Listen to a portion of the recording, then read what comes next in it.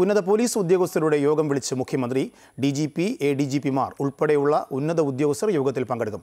28-നാണ് യോഗം ചേരുന്നത്. സംസ്ഥാനത്ത് ഗുണ്ട ആക്രമണങ്ങൾ വർദ്ധിക്കുന്ന പശ്ചാത്തലത്തിലാണ് യോഗം.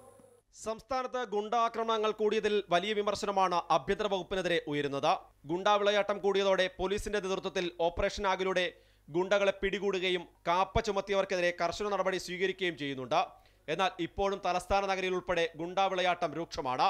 ആഭ്യന്തര വകുപ്പിന്റെ പിടിപ്പുകേടാണ് ഇത്തരം സംഭവങ്ങൾക്ക് കാരണമെന്നാണ് പ്രതിപക്ഷ ആരോപണം. ഗുണ്ട ആക്രമണങ്ങൾ പെരുകുമ്പോൾ സംസ്ഥാന സർക്കാർ അനങ്ങാപ്പാറ നയം സ്വീകരിക്കുന്നുവെന്നും പോലീസിന്റെ ഭാഗത്തുനിന്നടക്കം ഗുണ്ടകൾക്ക് സഹായം ഉണ്ടാകുന്നുവെന്നും പ്രതിപക്ഷം വിമർശനം ഉന്നയിക്കുന്നു. ഈ പശ്ചാത്തലത്തിലാണ് മുഖ്യമന്ത്രി ഉന്നത പോലീസ് ഉദ്യോഗസ്ഥരുടെ യോഗം വിളിച്ചു ചേർത്തിരിക്കുന്നത്.